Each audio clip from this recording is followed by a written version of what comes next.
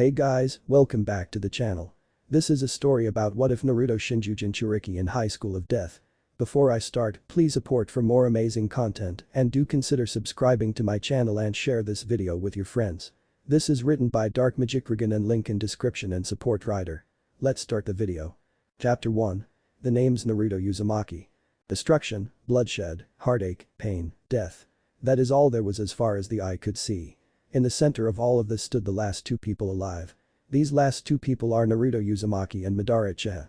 Though, the latter looked to be on his last legs while Naruto looked like he was on the verge of passing out from fatigue. This is impossible. How can you be this strong? Why can't you die? Why can't you just give up and die? Madara yelled in both anger and confusion as he glared at Naruto. Because Naruto paused as he remembered all of his fallen friends and comrades.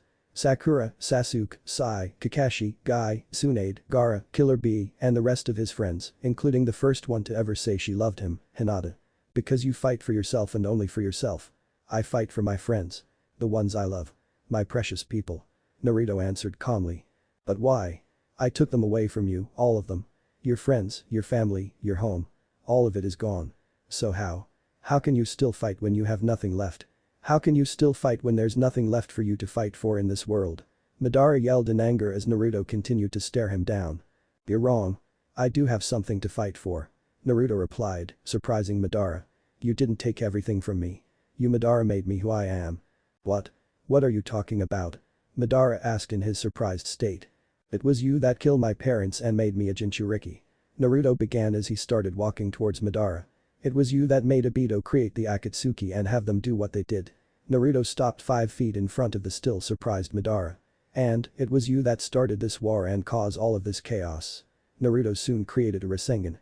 But, as long as I have my friends, not just behind me, but also in my heart, I will never forget them, and I will never let the person who killed them live, ever. Naruto yelled as he charged at the now shocked Madara. Rasengan. And no, Madara yelled in pain as Naruto thrust the Rasengan into his chest and was sent flying. As he was in the air his life flashed before his eyes. Everything ranging from all of the stuff when he was alive to when he was reanimated before he hit the ground. I guess that in the end I was the one who was wrong after all. Right brother. Madara thought to himself as an image of the first Hokage was the last thing he saw before he died. Naruto watched as Madara died and stood over his now lifeless form. It's over. It's finally over. Naruto thought to himself before looking around at the now destroyed land and all of his friends and comrades whose bodies littered the ground. But at what cost?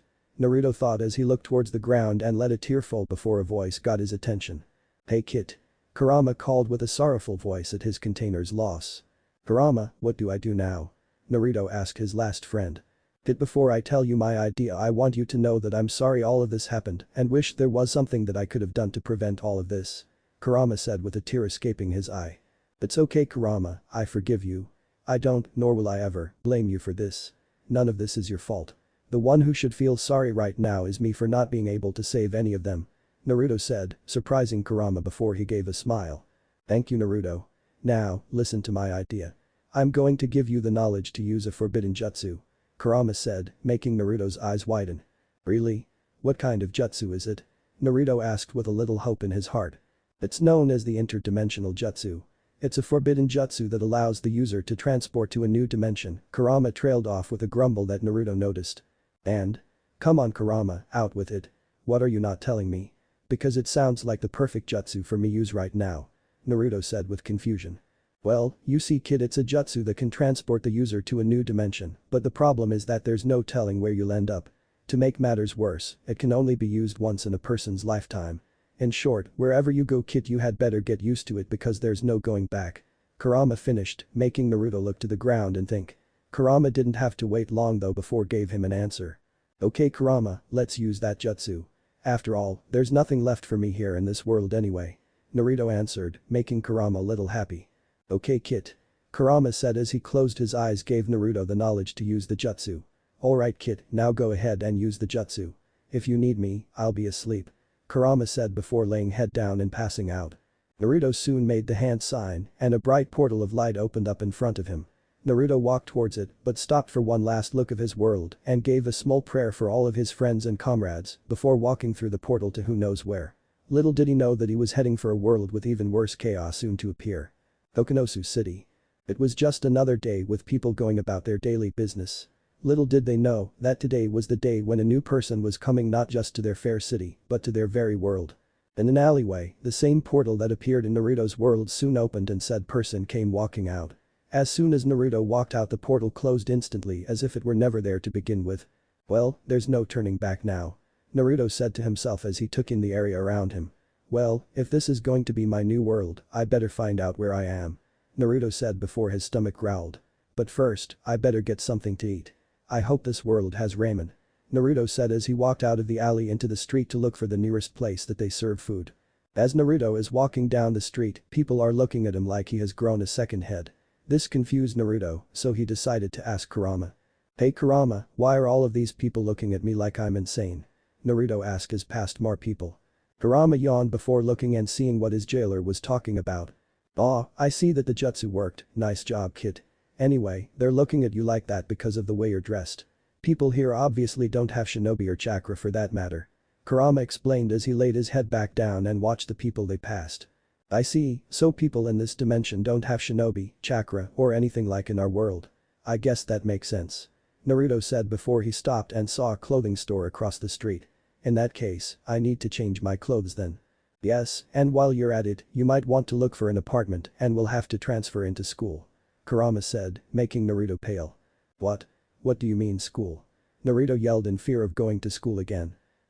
Because kid you're only 16 and in this world you're no longer a shinobi, but a regular teenager who has to go to school. Kurama said with a laugh. Naruto grumbled at this, but decided not to argue and headed for the clothing store. Naruto's new apartment. After the clothing store, Naruto placed his usual clothing in a storage scroll and paid for his new clothes before leaving. Naruto now wore an orange hoodie with black sleeves, a pair of black jeans, and a pair of white tennis shoes. He also wore a black headband with an orange swirl that looked like the Uzumaki symbol. Soon after, Naruto went looking for the nearest apartment building. Luckily, he found one and managed to convince the landlord to give him a cheap price for an available apartment. It's like Minato's old apartment from Sekirei. Naruto now stood in his new apartment with a smile on his face as he scanned around the rooms with pride. Good thing this world takes the same money as mine did. It's not a bad place. Right, Kurama? Naruto asked his Biju. Yes kid, you're really living the life. Kurama said with sarcasm. Now, go out and get something to eat before your stomach wakes me up again. Kurama said as he went back to sleep. Naruto's stomach growled after Kurama said that, making Naruto blush in embarrassment and rub the back of his head. I guess I've been so busy that I forgot I was hungry. Naruto said before he left to do some grocery shopping. An hour later, Naruto came home and put away most of the groceries before going to the oven and started making himself some ramen for dinner. Later, after Naruto finished his dinner he went to bed, which was just a futon since he didn't have a bed yet. Well, looks like this is my new life from now on.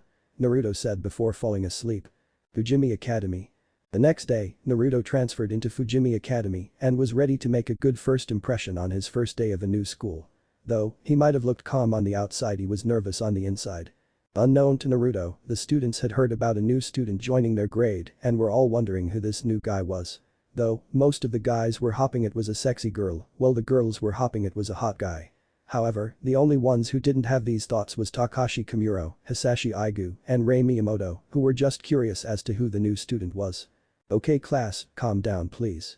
The teacher said, getting everyone attention. Thank you. Now, I want you all to be nice to our newest student and treat them with respect. You may come in now. The teacher called. The door opened and in walked Naruto wearing the Fujimi Academy uniform only with the jacket open with the sleeves rolled up past his elbows and wearing the same headband that he wore yesterday. Naruto stood in front of the class before the teacher asked him to introduce himself. The name's Naruto Uzumaki. It's nice to meet you all. Naruto said as he gave the class his foxy grin, making all of the girls in the room to blush and most of the guys to growl at this action. Thank you, Uzumaki-san. Now, if you'll please go take a seat behind Aigu-san there so we can get on with class. The teacher asked. Naruto nodded and took his seat. As soon as he sat down, Naruto saw 3 people looking at him before the one in front of him stuck his hand out. Nice to meet you, I'm Hisashi Aigu, and these are my friends Takashi Kimuro and Rei Miyamoto. Hisashi introduced himself and his friends as they too stuck their hands out. It's nice to meet you too Hisashi, Takashi, Rei. I hope we too can be friends. Naruto said as he shook all of their hands and not noticing Rei's blush as he shook her hand. Me too, you seem like a pretty awesome guy. Takashi said kindly. Yeah, it's not every day that we get new student after all. Ray complimented. Thanks guys. Anyway, I'd love to talk more later if you don't mind, since the teacher's been eyeing us with annoyance. Naruto said, shocking them all before they looked at the teacher who was glaring at them. I've got a feeling that me hanging out with these guys is going to be like Shikamaru, Choji, Kiba, and I back when we were in the academy. Naruto thought with a sad smile on his face as he remembered his best friends. Chapter 2. Making New Friends. Naruto is seen looking over the city from the roof of the school as the gentle wind blew through his hair. He was now 17, with little to no change to his appearance. The only thing different is that he now carried a katana with the hilt wrapped in red cloth with a normal diamond pattern. The guard was gold with a 9-tailed fox on it in a swirl. It had been a year since Naruto arrived in the new dimension, and many things have happened for our favorite blonde. First, in that time he had managed to fill his apartment with a lot of furnish by getting a part-time job during school as an assistant for the principal. His job was to go around the school and take care of people causing problems, like bullies and such. He also was allowed to skip out on most of his classes and classwork. He also had an awesome reputation for being the most strongest, selfless, and caring person in school. Though, some people, mostly the punks and bullies that he beat up, said that he was a cold and sinister demon. They only said that stuff though after Naruto got done with them. He was also very popular with almost all of the ladies in school, not that he knew anything about it. Next, he started training with seals and in Kenjutsu. He thought that it would be a good idea to learn how to use a sword since he was now limited to using kunai and shuriken. In the amount of time it took for him to use it, he was able to use some pretty strong kenjutsus and use some seals that can come in handy when needed. Also, as a perk, he was able to convince the principal to let him bring his sword to the school for when he's on the job, but promised to only use it for defense. Finally, ever since Naruto became friends with Kakashi, Hisashi, and Rei, he was able to make new friends in school. Friends that he could really trust and put his faith in. Friends that Naruto would protect with his very life.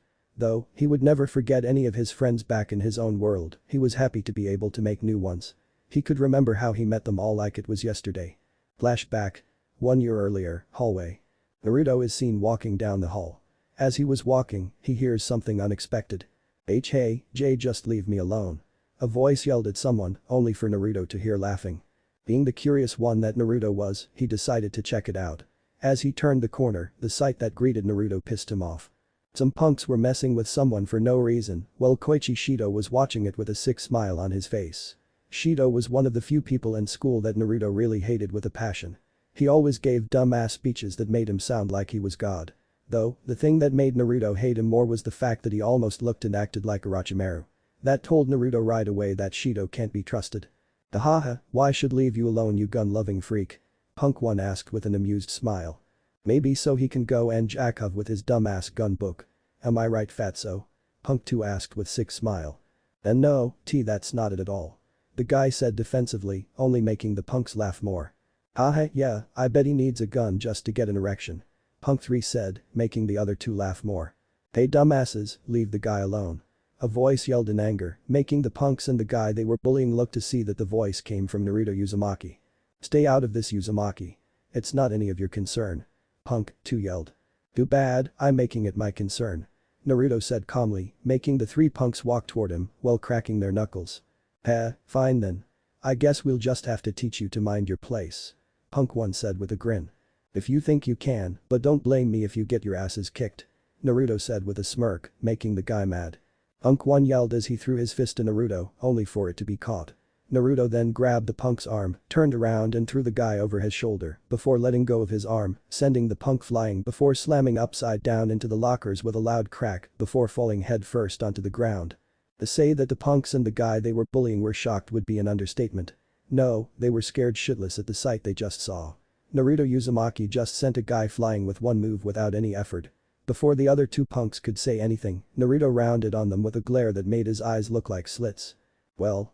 Are you 2 just going to stand there or are you going to get him to the nurse? Naruto asked coldly, making the punks nod before picking up their friend running like they were going to die. Naruto then turned to see that Shido was glaring at him before leaving.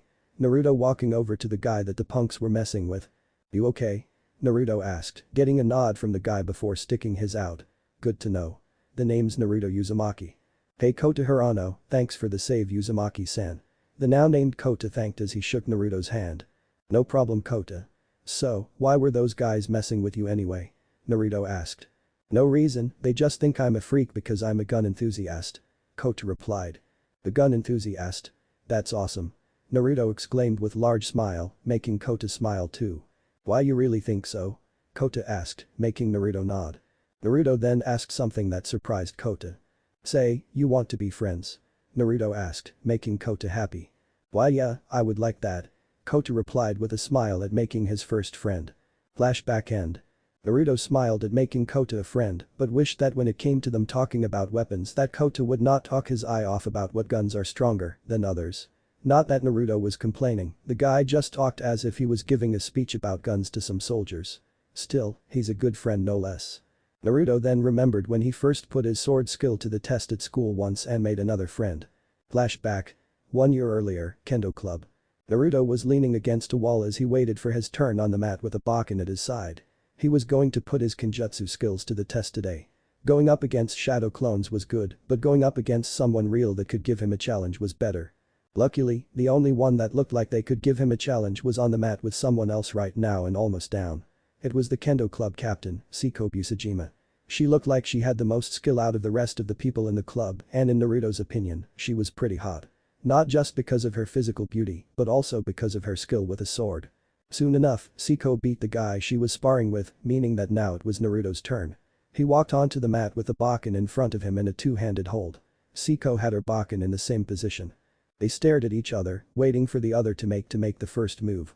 As if a bell went off, both Naruto and Seiko charged at one another, and their Bakken clashed. Soon enough, Naruto and Seiko were going back and forth with their attacks. Every time Seiko would go for a slash, Naruto would block and thrust his Bakken back for a stab, but Seiko would parry the attack and go for her own thrust. This went on for about 3 mins, and neither one was showing any sign of giving up. Damn, she's better than I thought she would be. Heh, I might have to stop going as easy as I am on her. Naruto thought to himself, with an inward smirk. Interesting, I've never fought someone this long before. This is actually the best spar I've ever had. Seiko thought to herself. Seiko went for another thrust, but accidentally hit Naruto in the cheek, causing a wound to appear and bleed. Seiko was worried that she had hurt him and was going to see if he was okay, but was caught off guard when he turned back toward her with a sadistic grin that actually made her shake with excitement as she returned the grin and got ready to continue. I don't want to admit it, but that grin of his is actually turning me on. Seiko thought, but was caught off guard again as Naruto's Bakken clashed with hers, but with more force. Heh, I think it's time to end this little dance of ours, beautiful. Naruto whispered, making Seiko blush at being called beautiful, but was soon shocked at his next words. Uzumaki style. Way of I. The next thing Seiko knew, Naruto became a blur before she found her Bakken knocked out of her hand as Naruto stood behind her with his Bakken at her neck. The people around them were shocked at what just happened, but none more so than Seiko. This was the first time that anyone had beaten her in a spar, but what surprised her more was the style that he used. She's never heard of it before, but she would ask him later since he won. Well, looks like I won. Heh, that was a fun spar. Miss Naruto paused for Seiko to answer. Seiko Busujima. Seiko replied with a smile before facing him. And you are? Naruto Uzumaki. Nice to meet you, Seiko, and might I add that you're good at kendo, you know. Naruto replied with his foxy grin, making Seiko blush before mentally shaking her head. Thank you, you're not bad yourself, Uzumaki-san. If you don't mind me asking, who taught you? Seiko asked curiously. I'm self-taught. Naruto replied, surprising Seiko and everyone else. Well then, I don't suppose you could tell me how you did that technique of yours? Seiko asked, making Naruto put a finger to his chin in a thinking pose. I guess I could, but only on one condition. Naruto paused, for dramatic effect. Seiko though, was thinking that Naruto was checking her out, as most men did, and was going to ask her something that was going to earn him a hard kick to the nuts. You have to be my friend. Naruto exclaimed, shocking Seiko, as most men just wanted one thing whenever they see her, but gave Naruto a smile at his request. Very well then, Uzumaki-san. I'll be your friend. Seiko replied, getting a grin from Naruto. Flashback end. From that day on, Seiko and Naruto were friends. Though, most people would think they're an item since most of the time they're seen together is when they're sparring or just hanging out and talking. Naruto had to laugh at some of the rumors going around about Seiko and himself being a couple, but noticed that when people said something, Seiko only blushed and said nothing, and not wanting to be rude, Naruto never did or say anything, but he did stutter or almost choked on his lunch whenever he heard that stuff. Naruto soon remembered how most rumors are not always good about people. Most of them can be very bad, but that is what helped him make a new friend. Flashback. Several months earlier, roof. Naruto was just lying on the ground of the school roof relaxing as he let the sun beat down on him. He was just about to take a nap before next period. When suddenly, the door burst open and a girl with light orange hair like Rei, but shorter and pulled back with a hairband wearing the school uniform came running out, crying in her hands. She continued running and running, but never noticed that there was a person on the ground before she stepped on him and fell to the ground with a squeak. Her tears momentarily stopped as she rubbed her head after falling on the ground until she heard what sounded a pained groan and looked behind herself to see that she had her legs draped over some guy's chest, making her eyes widen. Naruto groaned in pain again. 1 second he was about to take a nap and the next thing he knew a crying girl had ran out and stepped on him before falling. Naruto then regained his senses and turned toward the girl, who still had her legs on his chest. "Ugh, you know it's kinda rude to walk on someone, right?" Naruto asked, making the squeak and jump off him. I'm sorry, I'm so sorry. Please don't hurt me." The girl said as she hugged her knees to her chest. Naruto looked at her like she was crazy. All he asked was a simple question and this girl acted like he was going to hurt to her or something. He then noticed that she was crying again and, being the good person he was, decided to see what was wrong. "Hey, are you okay, miss?" Naruto asked, getting the girl's attention. "Why should I tell you?" The girl yelled in anger and tears. Naruto was surprised by her yelling, but it didn't stop him from looking into her yellow eyes and seeing sadness and anger. "Because I want to help," Naruto stated, making the girl look at him with surprise. "Why you want to help me? But don't you know who I am?" The girl asked, only for Naruto to shake his head no. "Nope, I don't know who you are. Why should I?" Naruto replied honestly, making the girl look at him with hope. "I'm Yuki Miku, the school slut." The now named Yuki replied with a sneer as she watched his eyes widen. "You're Yuki Miku?" Naruto asked, making girl look at him in anger. "Great, he's just another pig like the rest of the men in this school. I knew it was too good to be true." Yuki thought as sadness started griping at her heart. Well it's nice to meet you Yuki. I'm Naruto Uzumaki." Naruto introduced, making Yuki's eyes widen in both surprise and recognition. "He's Naruto Uzumaki. People always said that he was a cold and sinister demon, but there's nothing demon-like about him. In fact, he looks pretty cute, especially with those whiskers." Yuki thought with a blush. "So, why are you crying?"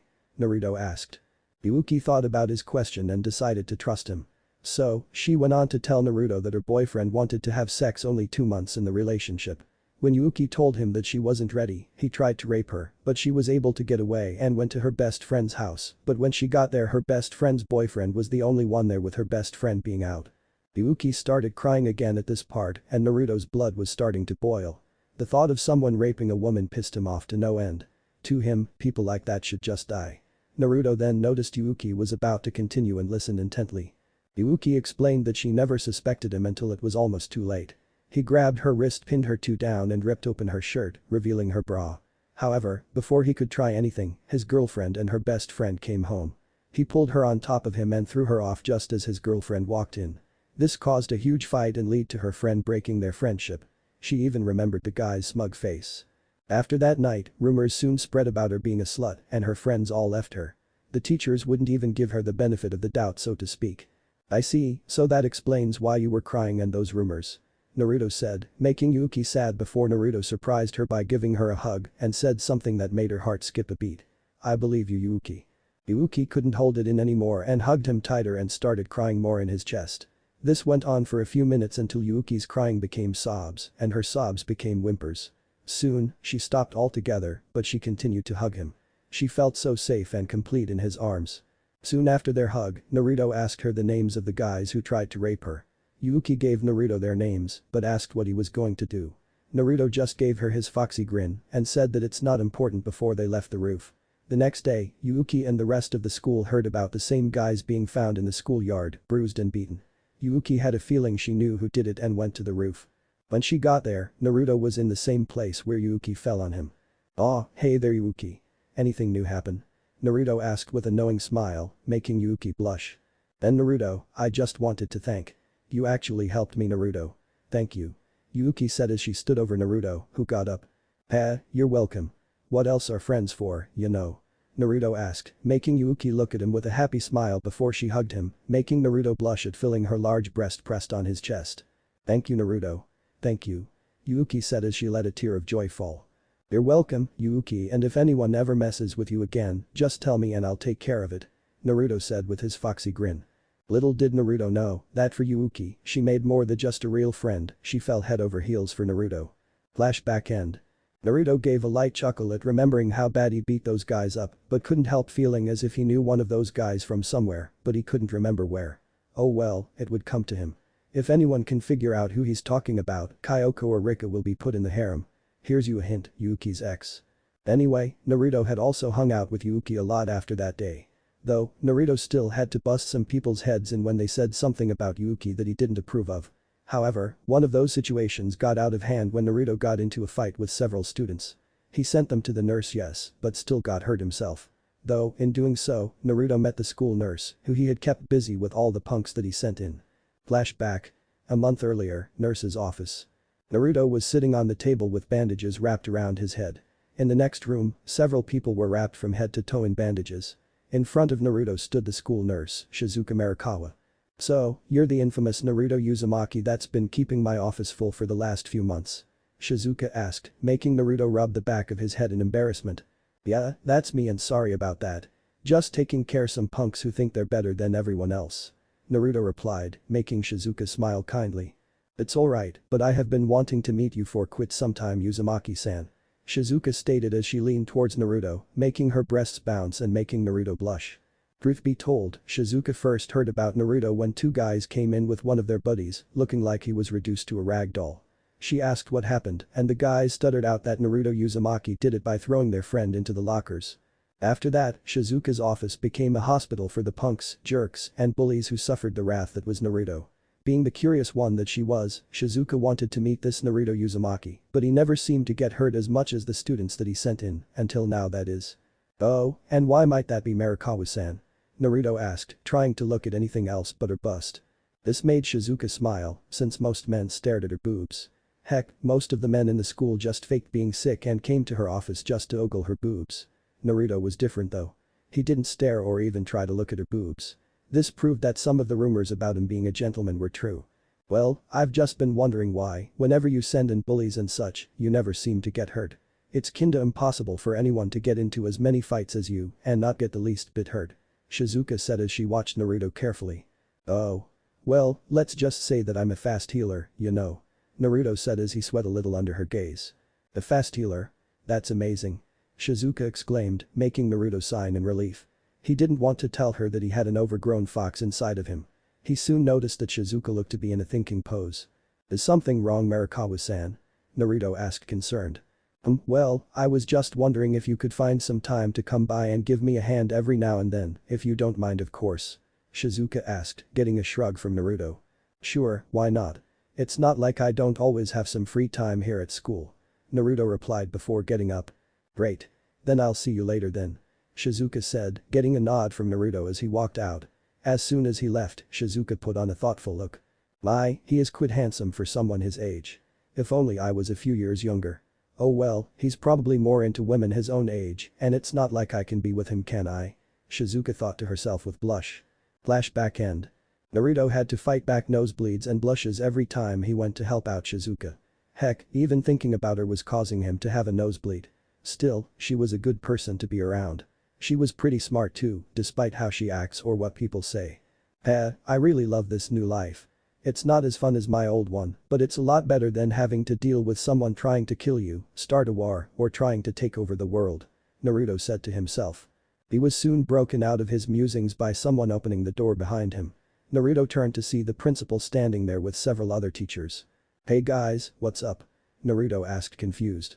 "Naruto, it would seem we have a situation at the front gate. If you don't mind, could you and the teachers here please go and take care of it? I don't want any of the other students to freak out, so please try to keep it quiet," the principal asked, to which Naruto grinned. Sure thing sir," Naruto replied as he picked up his katana and left with the other teachers. Little did he know, today was going to be the day the world changed, forever. Chapter 3. Spring of the Dead. Naruto and the teachers are seen walking toward the front gate, ready to take care of the problem. Along the way, Naruto was told that it was a strange man who was trespassing on school property. This information made Naruto curious. After all, it's not every day someone trespasses. School staircase. Unknown to Naruto, his best friend Takashi was leaning on the staircase railing with a gloomy look on his face as he stared out into the distance. Flashback. "You know we're gonna get married one day." a young Rei said with a happy smile. Really? Do you really mean that? A young Takashi asked. Yeah, pinky promise, cross my heart, Rei began as she held out her pinky. And hope to die. Takashi finished as they wrapped their pinkies together. Time skip. What do you mean you have to repeat the grade? You're a straight A student. Takashi asked a saddened Rei with Naruto by his side. You guys just wouldn't understand. Rei replied as she walked away. Time skip. We're in the same class again. Cool. Hisashi said with a calm smile.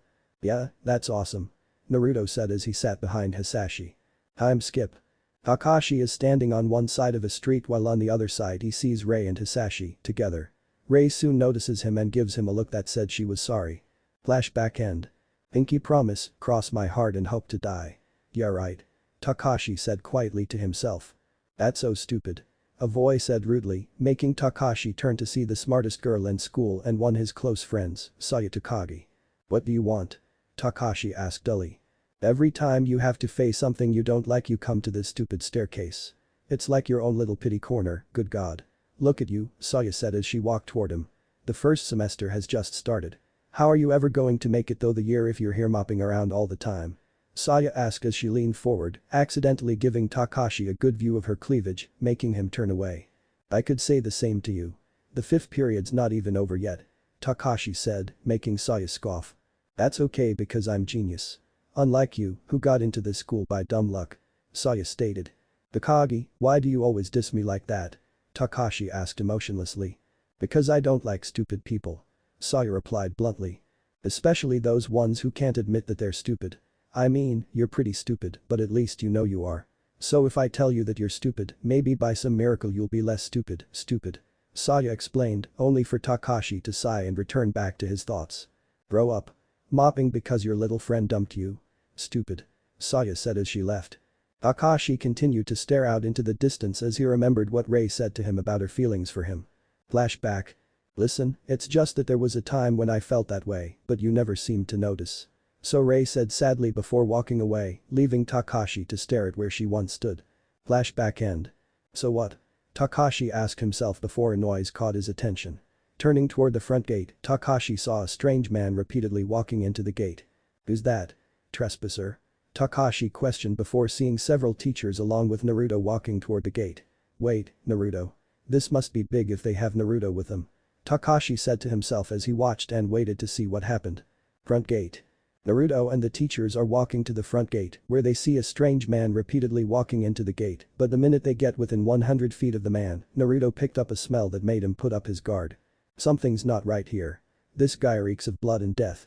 I don't know why, but I've got a bad feeling about something, Naruto thought to himself as they stood in front of the gate. You there, what do you think you're doing?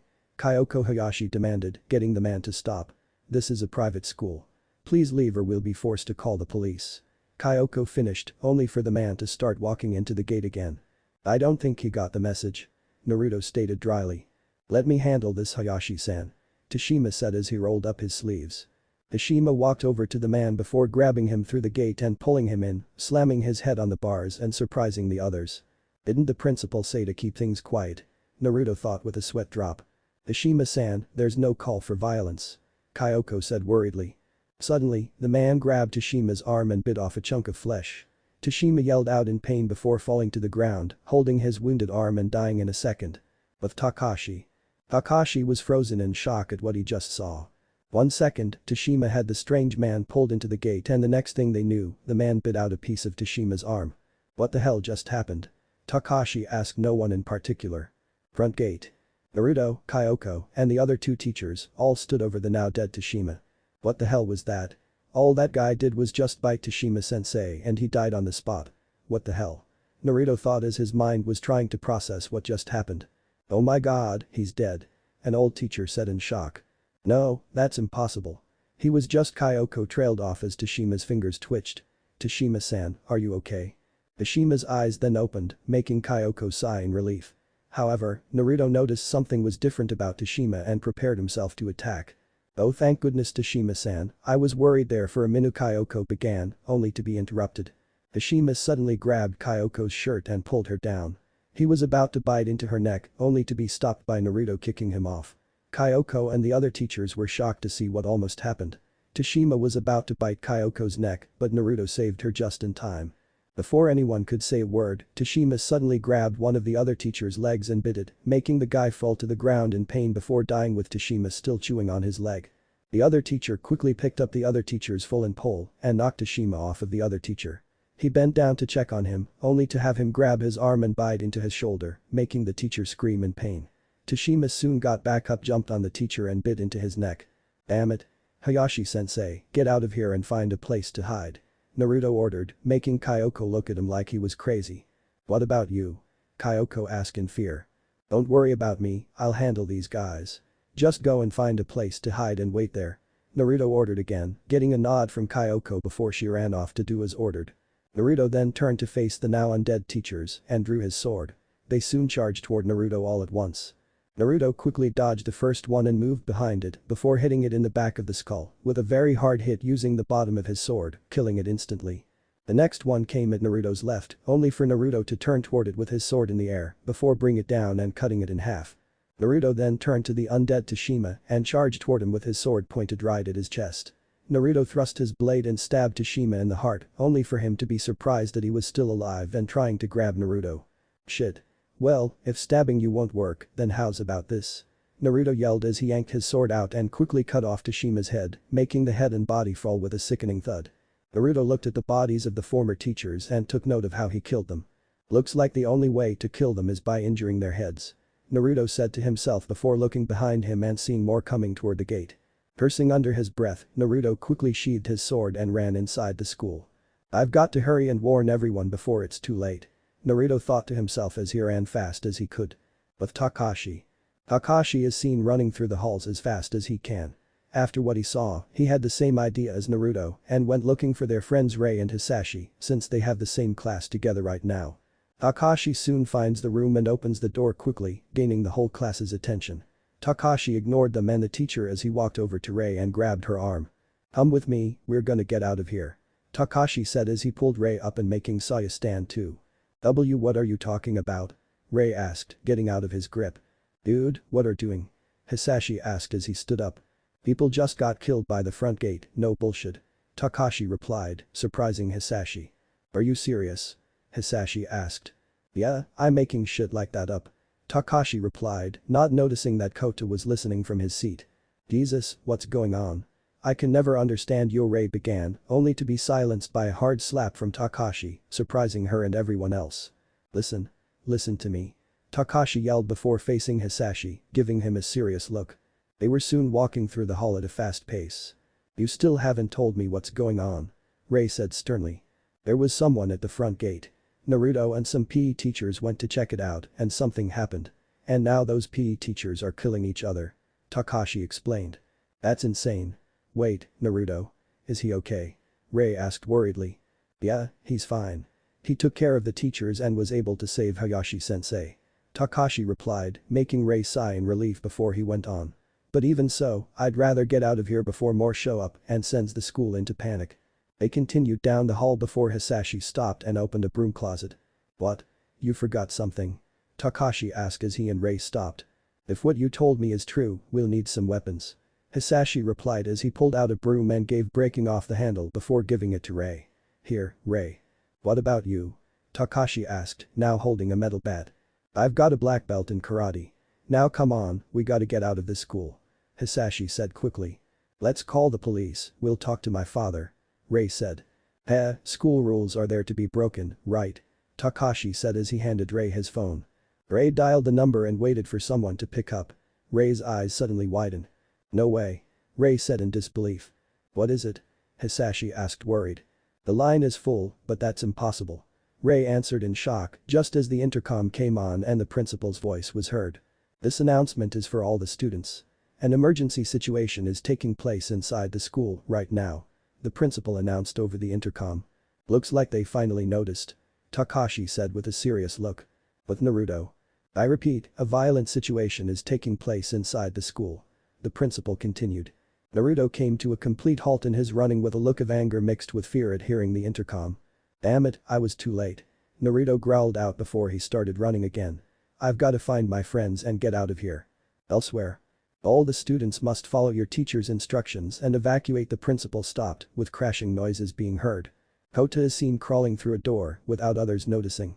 "Urano-san," a voice said, startling Kota before turning to see it was Saya. "Hey Takagi-san," Kota said with a shy look. "Be quiet and come on," Saya said as she walked away, with Kota right behind. Of Takashi, Hisashi, and Rei. "Get away from me, get back," the principal suddenly said in fear. "It's happening," Takashi stated just before the intercom continued. "But Shizuka. Ahhh, help. HELLLP. Help," the principal yelled before everything went silent. Shizuka was sleeping peacefully before the announcement started. She soon woke up with a yawn. "What's going on? I was having such a lovely dream about me and Naruto," Shizuka said to herself with a blush appearing on her face from remembering the dream. Class buildings. Silence filled the school. It was so quiet that you could hear a pin drop. A shocked teacher dropped his chalk. The chalk looked like it was falling in slow motion before hitting the ground, breaking on impact. As if a gun was shot, all hell broke loose with students and teachers all panicking as they started flooding the halls, fearing for their very lives. Of Takashi, Hisashi, and Rei. "This way," Hisashi said as he started running.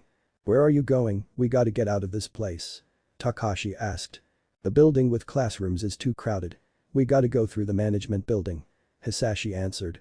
"Hisashi is right, shut up and come on," Rei said, following Hisashi. "Fine, but what about Naruto? We can't just leave him here," Takashi asked as they ran through the empty hall. "Don't worry about him, he can take care of himself.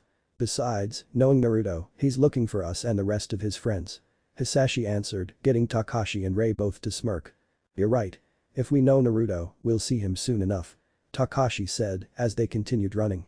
But Naruto ran through an empty hall as he decided to do the same as Hisashi, Takashi, and Rei. He ran before turning the corner and seeing a bunch of students that got turned into them.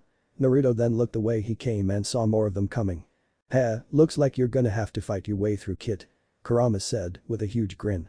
"I don't have much choice, now do I?" Naruto said, not bothering to mentally speak to Kurama.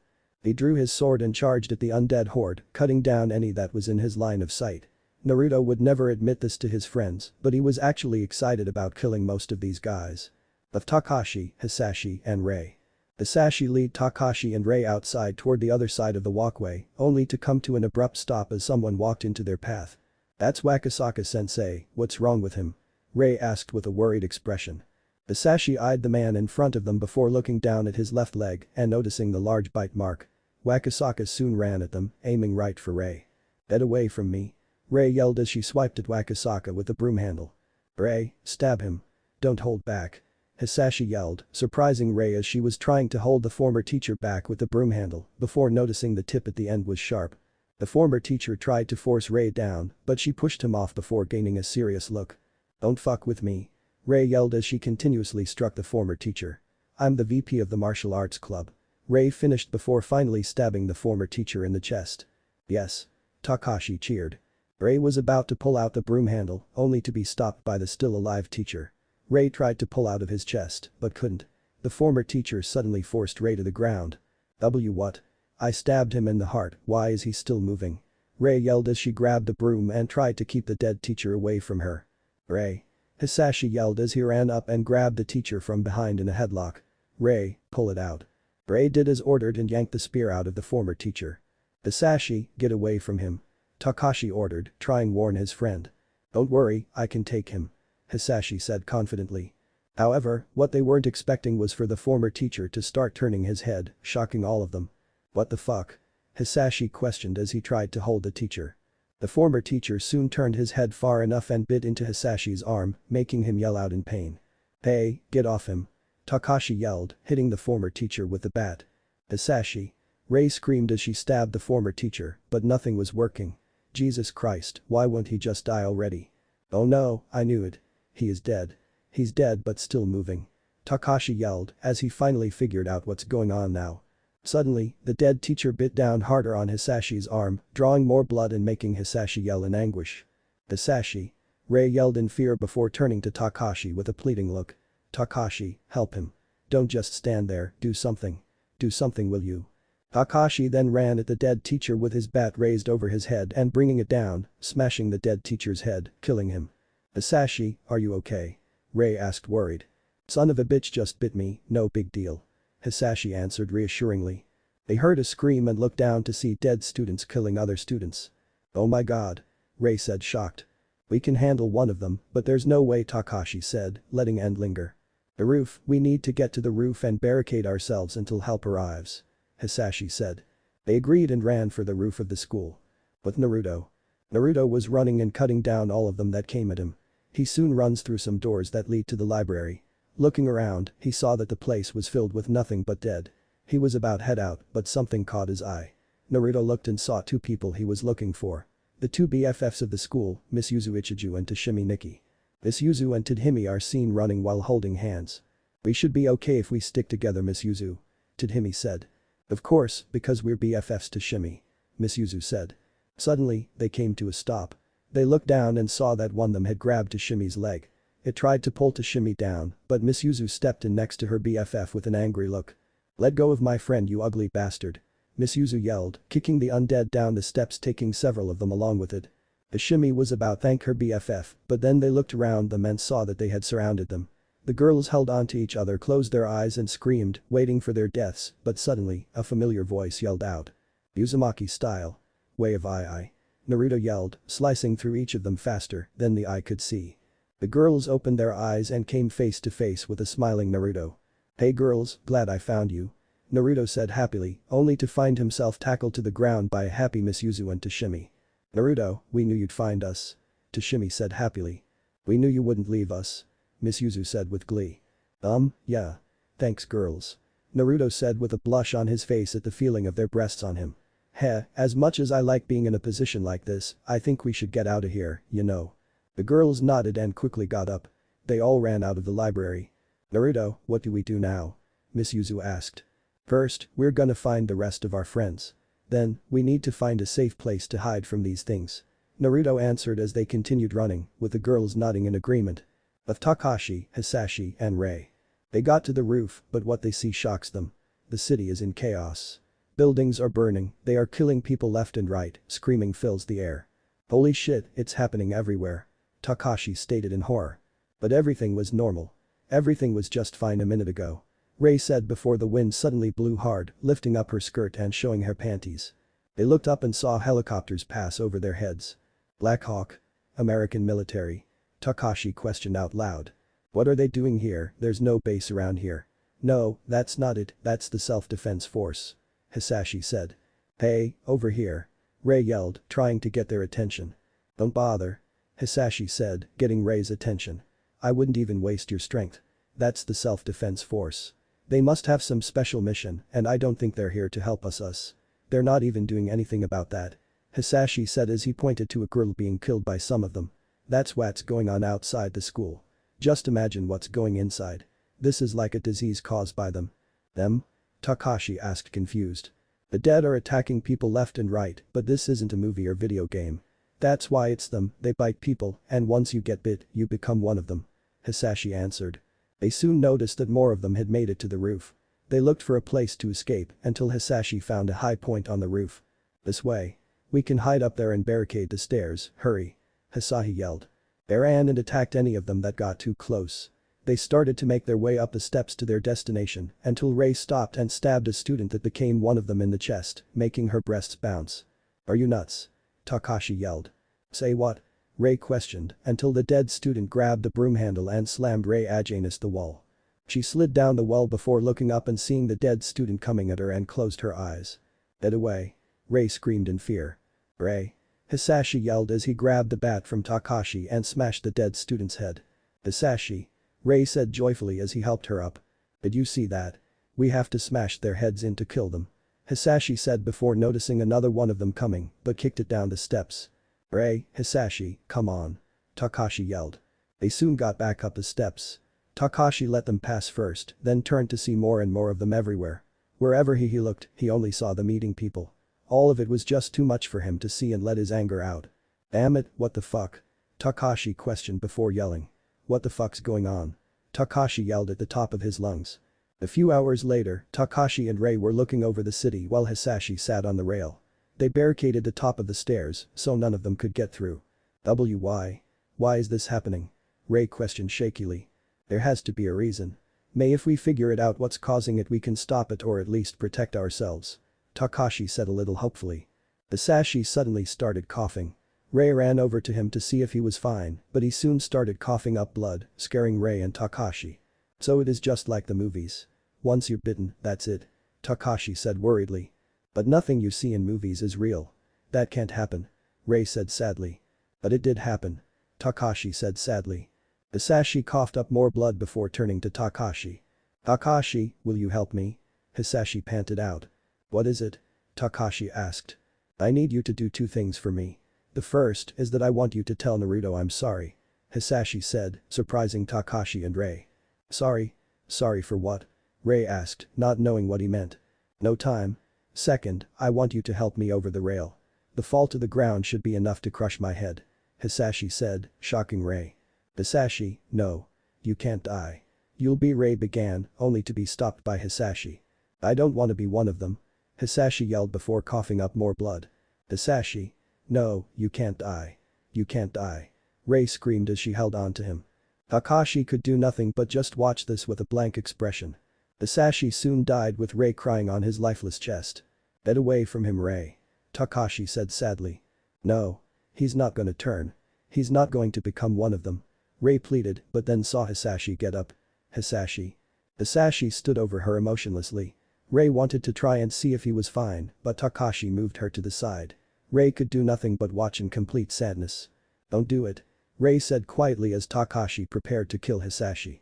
I'm sorry Rei, but it has to be this way. Takashi said sadly. Takashi then ran at the dead Hisashi and swung his bat at full force and smashed Hisashi's head. But Naruto, Miss Yuzu and Tashimi. Naruto, Miss Yuzu and Tashimi are running through the halls, with the earlier cutting down any of them that come their way, while the girls stuck close to him. Suddenly, Naruto felt as if something had just stabbed him in the heart. As if he just lost a piece of his soul. He didn't know what it was, but he was sure he'd find out sooner or later. Right now though, he still had to find the rest of his friends. Chapter 4. Escape from the Dead. Saya and Koto are seen standing off to the side of the hallway, watching as other students run past them in fear, as a few of them are seen eating other students that weren't lucky enough to get away. Why are they eating people? This isn't even funny. Saya thought to herself before she started running past them with Koto right behind her. The random student is seen walking, holding his bleeding neck. This can't be happening. Can it, mommy? It's not, right? The student said to himself before one of them grabs his face and has him for a snack. Saya and Koto run by, trying to ignore the sight of the unfortunate student's fate. Takagi-san, where do you think you're running to? Koto asked, trying to keep up with Saya. And what exactly was your brilliant plan? Saya asked, glancing at him while they continued running. I was gonna talk to the teachers in the faculty room. Koto replied, getting a huff from Saya. That's pointless. Saya said, stopping at a doorway that lead outside, be a pathway. What do you think a bunch of stupid teachers can do about it? Saya asked, walking down the pathway with Koto following. But Takagi-san, this is just its kinda, Koto tried to say, only to be stopped by Saya stopping in front of him. I've got a question for you. Saya said with her back to him. What is it? Koto asked. Do you want to die or do you want to live? Saya asked as she turned toward Koto, surprising him. Well that's Koto tried to say something before Saya spoke again. They had the same idea as you, let's see how it works for them. Saya said as she and Koto turned to watch some students at the faculty room door. The students knocked on the faculty room door, only for the door to suddenly swing open and a bunch of them to attack the unsuspecting students, freaking out Koto. You wanna live, right? Then stick with me. Saya ordered as she pointed at Koto, getting a scared nod from the frightened student. Let's go chubby. But Takashi and Rei. Takashi and Rei are sitting on the ground ignoring them as they continue to try and get through the barricade. They just sat there, with Takashi still remembering what he did to Hisashi. Rei noticed the look he had and asked about it. What's the matter? Rei asked, getting Takashi's attention. I was thinking what hell's really going on? Takashi replied. That's a straightforward answer. Rei stated. What's the point in lying about? Takashi asked, rubbing his hair. Rei gave him a small smile before standing up. I think that I should call my dad and let him know that I'm alright. Let me use your cell. Rei asked kindly as Takashi gave her his phone. I understand that he's a police officer. We can't even contact 110. Takashi stated. I know the secret number he told me not to call unless it's an emergency. Rei said confidently. The line was trying to get through while Rei waited with bated breath. It got through. Ray suddenly said, getting Takashi's attention as he stood next to her. Dad. Hello Takashi. Is that you? Ray's dad asked. Dad, listen. Daddy, we're at school and there's been a Ray started, only to be cut off by her dad's voice. Hello, Takashi, you must have gotten this number from Ray. Is Ray okay? Is she with you? Are you alright? Ray's dad asked through static. Daddy. What's the matter, can't you hear me? Ray asked worriedly before the call continued. Listen carefully, the city is in panic mode. Ray's dad was interrupted by more static. Daddy. Ray yelled before hearing a gunshot on the other side of the line. You need to get out of there. You understand? The city is already in panic mode right now, Ray's dad said before the call ended. Ray was shocked by this as she checked the phone service. No service. But I just called him. I don't understand. Ray said as tears began to well up in her eyes. Ray. Takashi exclaimed, getting her to turn towards him with tears running down her face. Takashi, my daddy didn't even know it was me at all. He didn't even know me. Ray said as she cried. But Naruto, Miss Yuzu and Toshimi. Naruto and the girls are running through a hall, well they earlier killed any of them that got in their way. Naruto had to get the girls and the rest of his friends out of harm's way. The only problem being, unfortunately, is that he had to find them all while killing them and praying that they were all safe. Geez, they just keep coming. Naruto thought with an irritated expression. They soon turned a corner, only to come to a stop. More of them crowded the hallway in front them. What now, Naruto? Toshimi asked while hugging Miss Yuzu in fear. Naruto thought for a moment before seeing an empty room to their right. This way. Naruto said, running into the room with the girls following. They shut and locked the door, each sighing in relief. That was close. Smart thinking, Naruto. Miss Yuzu commented kindly. No problem, but what are we going to do about them? They've got us cut off from the hall and I'm starting to get tired. We need to find a way through them, but how? Naruto questioned as he leaned on the wall. Naruto may have been able to fight enemies with bloodlines, multiple hearts, or godly powers, but he was still human nonetheless. These things might not be tough or have any of those abilities, but they still have their own advantages over humans. Humans have to eat, sleep, etc. These things don't have to worry about any of that stuff, and whether they're tough or not doesn't matter, since their numbers are made to overwhelm.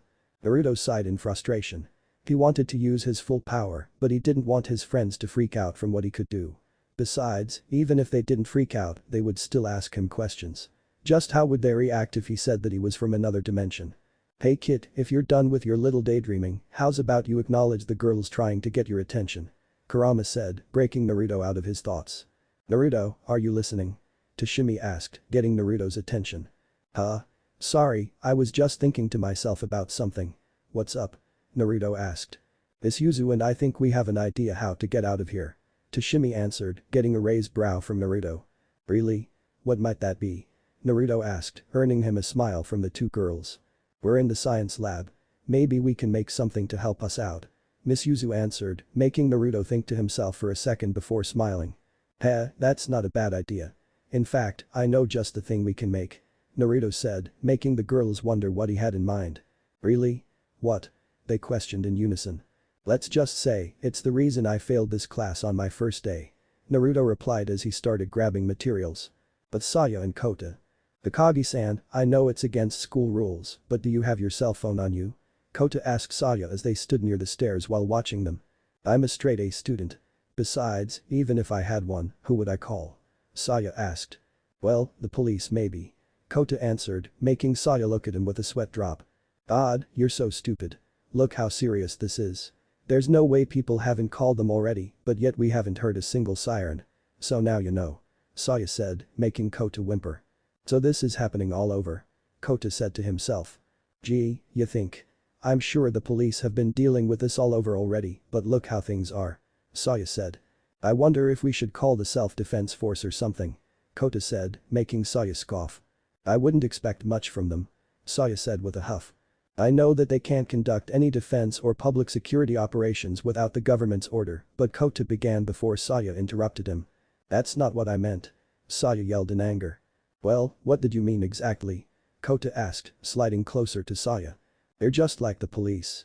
Saya yelled, moving Kota off of her.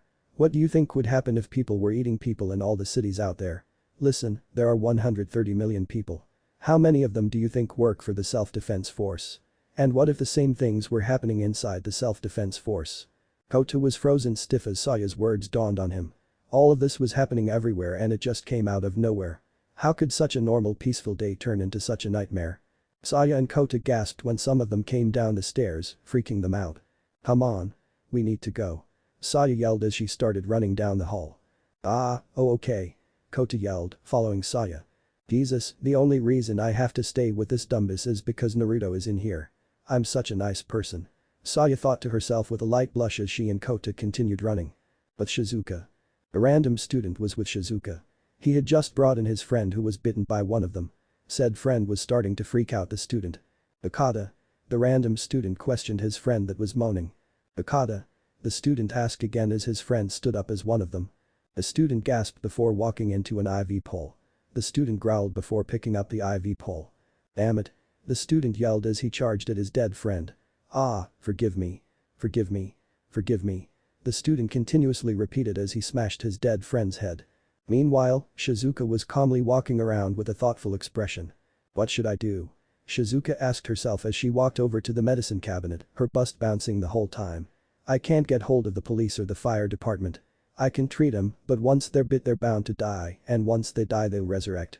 This is exactly like that George Romeo movie I once saw. I don't think it's the time to be impressed. The student said while panting.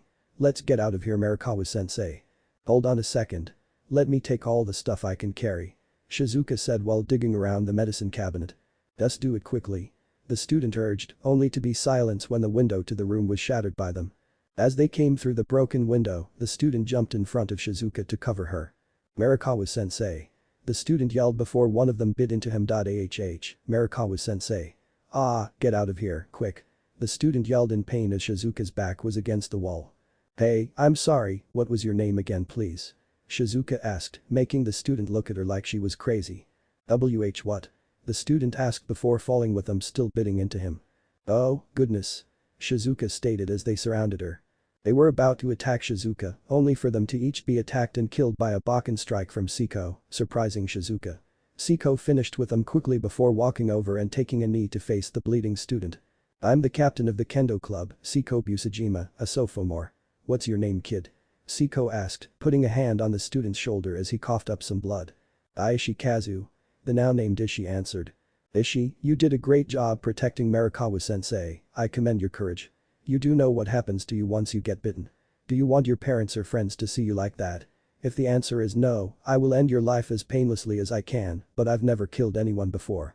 Siko said, surprising Ishi for a second before he smiled. Please do that. Ishi said, still smiling. Siko nodded and stood up, readying her Bakken. Wait. What are you gonna do? Shizuka asked worriedly, only to be shushed by Siko. You're the school doctor, I got it, but stay out of it. This young man is going to die with honor and I'm going to make sure that he does. Siko said as she held her Bakken in a two-handed strike over her head before bringing it down and smashing Ishi's head, splattering his brain on the window.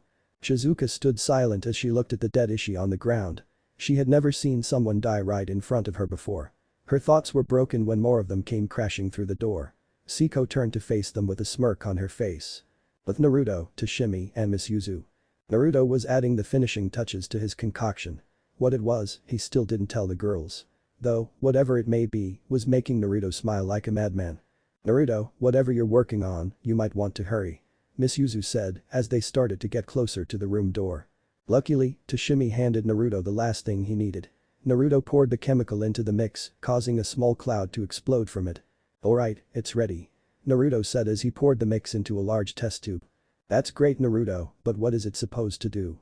Tashimi asked as she eyed the test tube in Naruto's hand, making him smile. Well, do you two remember when the science lab exploded last year? Naruto asked, getting a nod from the two girls. Yeah, who doesn't remember that? It blew up half the science lab. Miss Yuzu answered. Oh right, it took them weeks to clean that mess, but what does it have to do with right now? Tashimi asked with a raised brow. Well, you see I was the one that caused that explosion. Naruto replied, rubbing the back of his head and shocking the girls. What? Both Tashimi and Miss Yuzu yelled in unison. Yeah, what can I say, I didn't know a thing about chemistry at the time. Anyway, that's not important right now. Naruto said, making the two nod as he walked to the door. Wait, that explosion wasn't very big. Miss Yuzu stated, since she remembered how big the explosion was. Yeah, I know. That's because I had a small test tube back then. This time, I'm using a bigger one. Naruto said as he opened the door and stuck his head out to see them getting closer. Wait a minute, bigger. The two girls asked in unison, just now realizing what that meant. Naruto threw the explosive mixture at the undead horde and everything seemed to go in slow motion. As soon as the tube left Naruto's hand, he ran back to the girls and pushed them both to the ground with him covering them. The tube flew through the air before landing right in one of their mouths before it clamped down on it, causing a massive explosion to rock the school. Naruto, Miss Yuzu and Tashimi got up after a minute and walked out of the room. What they saw that was left was nothing but a half-jarred hallway full of blood and body parts. Now that's what I call a hall pass, you know. Naruto joked, getting a giggle from Miss Yuzu and Tashimi. Now let's get out of here before more of them show up. Naruto and the girls soon started running through the hall again. But Saya and Kota ran for a while before making it to the woodshop room just as an explosion was heard, surprising them. What was that? Kota asked in surprise, making Saya smile. If I had to guess, that was Naruto. Saya said as they entered the room. Wait, you know Naruto? Kota asked, making huff. Of course I know him, who doesn't? Anyway, get here. Saya yelled, making Kota run into the room and shut the door. Okay, we're here. What do we do now? Although, I do see some things that would come in handy, Kota began, only to be interrupted by Saya. Just shut up, you chubby geek.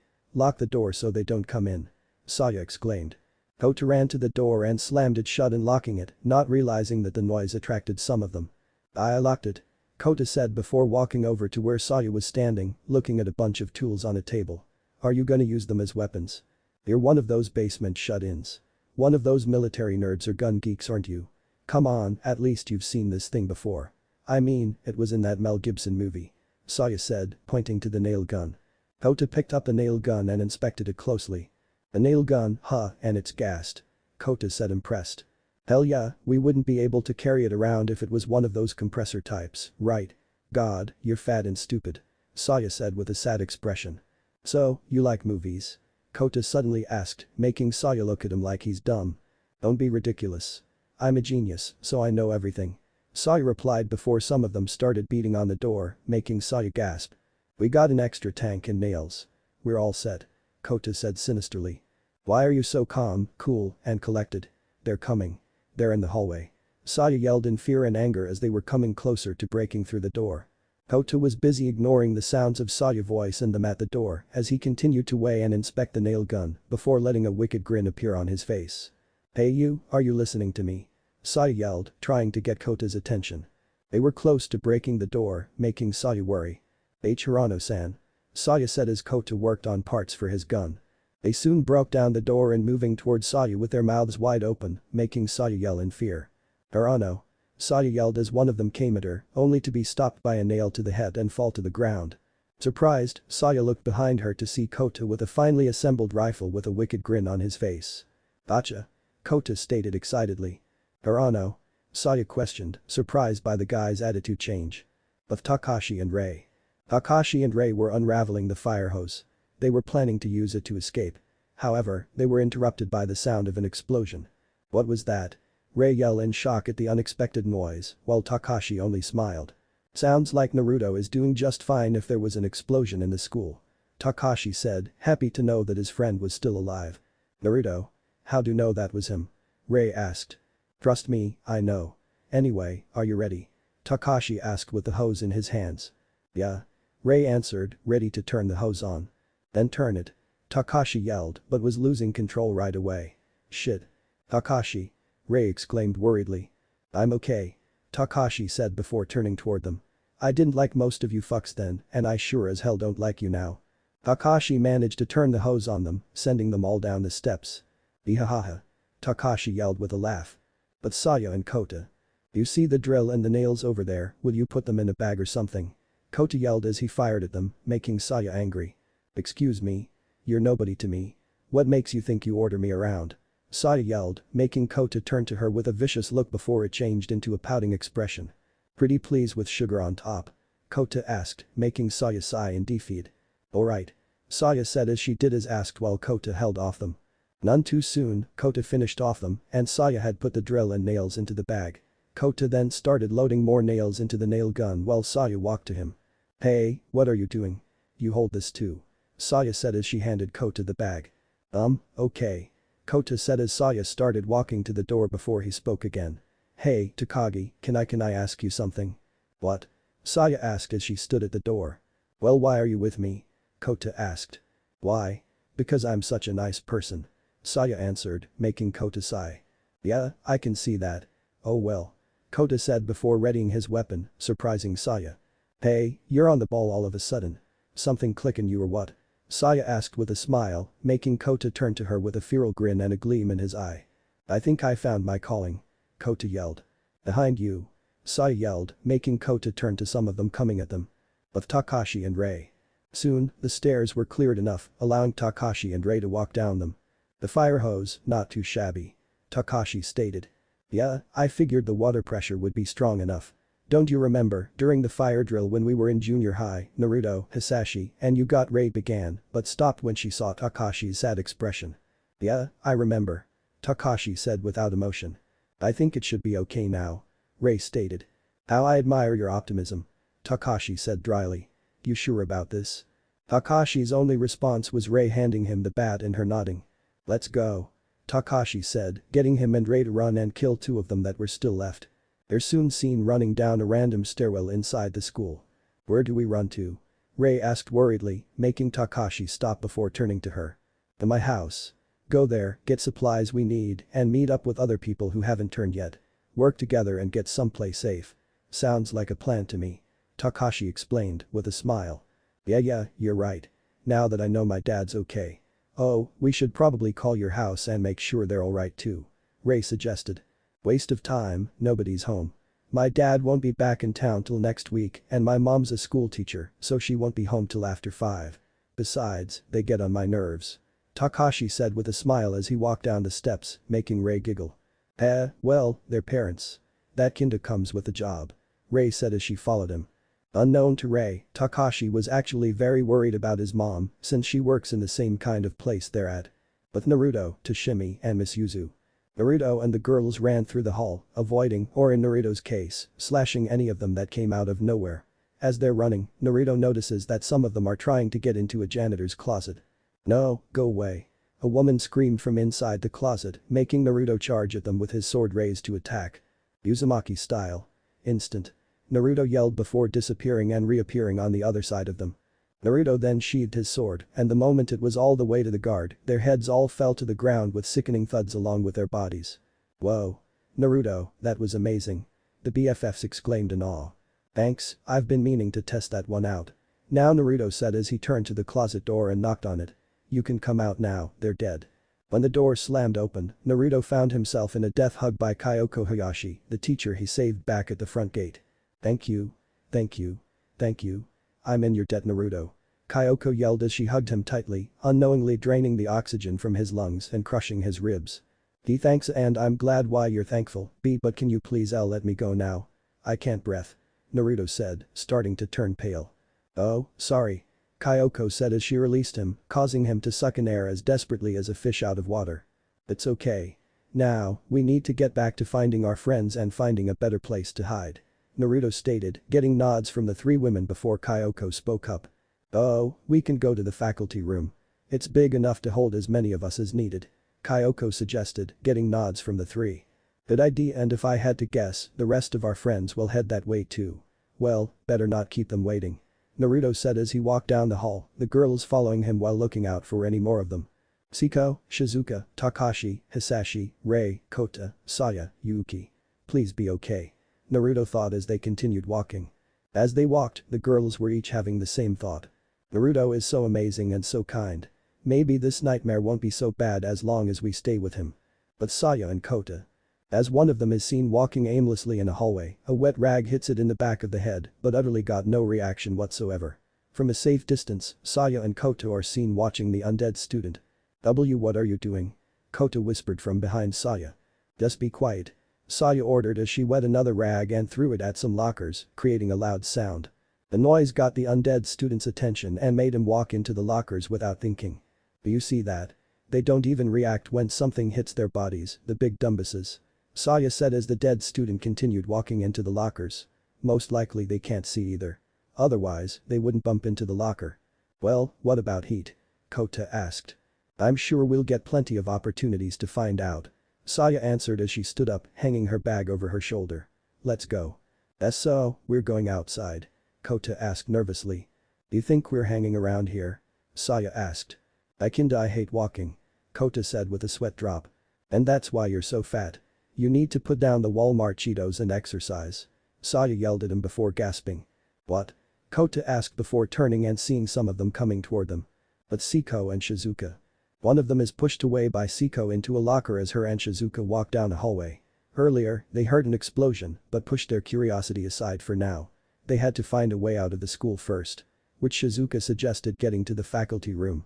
Faculty room? Jesus, what a pain in the ass. Siko said in irritation. But all the car keys are in that room, that's where they keep them. Shizuka said as she tried to keep up with Siko. Another one of them came at Siko, only for her to use her Bakken to push it into the window. "Why don't you just kill them? You done so well this far, why stop now?" Shizuka asked as they continued to walk. "One or two at a time, believe me, no problem, and I wouldn't think twice about doing it. But they come at you in packs. And don't be fooled, they're a lot stronger than they look. And once they grab you it's hard to get loose." Siko explained as they prepared to enter the faculty room. "Wow, I'm impressed," Shizuka said before slipping on a floor mat, making her fall and for her boobs to bounce. "Oh, I hate these stupid floor mates, geez." Siko then kneeled down to her level. "What you're wearing isn't exactly made for running," Siko said as she grabbed bottom of Shizuka's skirt and tearing it up to her thigh, showing the hem of her purple panties. "Why are you crazy? This is Christian Dior," Shizuka yelled childishly, making Siko sigh. "Your clothes or your life, which is more important?" Siko asked. "Both are," Shizuka yelled out before they started hearing something. "What was that?" "It came from the faculty room," Siko stated before she helped Shizuka up and they headed to said room. But Saya and Kota. Kota is seen shooting them with Saya standing behind him. "If you keep shooting them, how will we learn about them?" Saya yelled. "You know, you could help me fight him too," Kota stated. "You stupid fat idiot, that's what I have you for," Saya yelled. "The magazine is almost empty," Kota argued. "You think that's my problem? Hurry up and just reload it," Saya yelled in absolute anger. "But they're there right behind you, see," Kota said as he pointed before her. "Huh?" Saya said before turning and coming face to face with one of them. "Ai. Hirano," Saya said in fear as she backed up. Kota tried to shoot the dead man that stepped towards Saya, but fate was not on his side because the magazine was empty. "Oh no, I'm out," Kota yelled. "Get away. Get away," Saya yelled before tripping on the bag that she dropped and backed up into the trophy case. "Takagi," Kota yelled. "Get back. Stay back," Saya yelled as she threw a trophy at the dead man but didn't even come close to slowing him down as he continued walking towards her. Thinking fast and in fear, Saya grabbed the only thing she could, power drill. Just as the dead guy lunged at her, she thrust the drill right into his head and drilled his brain all over her. This was the sight that Naruto, Tashimi, Misuzu, Kyoko, Takashi, Rei, Siko, and Shizuka came to see. "I can't take it anymore. Someone please," Saya yelled before finally stopping the drill as the dead guy fell over. Naruto looked at them that were still around and stepped in front of everyone. Naruto Takashi began, only to have Siko stop what he was going to say by sticking her Bakken in front of him. "Just watch," Siko said, watching as Naruto looked directly at them. He slowly drew his sword from his sheath before speaking. "Uzumaki style. Instant," Naruto yelled before disappearing and reappearing in between them and resheathing his sword before all of their heads and bodies fell to the ground dead. Almost everyone was shocked to see this but decided that it was just a thing that Naruto could do. "Takagi, are you okay?" Rei asked the Pinket. Before Naruto could say anything, a certain blonde bombshell had jumped on him and hugged him into her very generous bust. "Oh Naruto, I knew you were alive.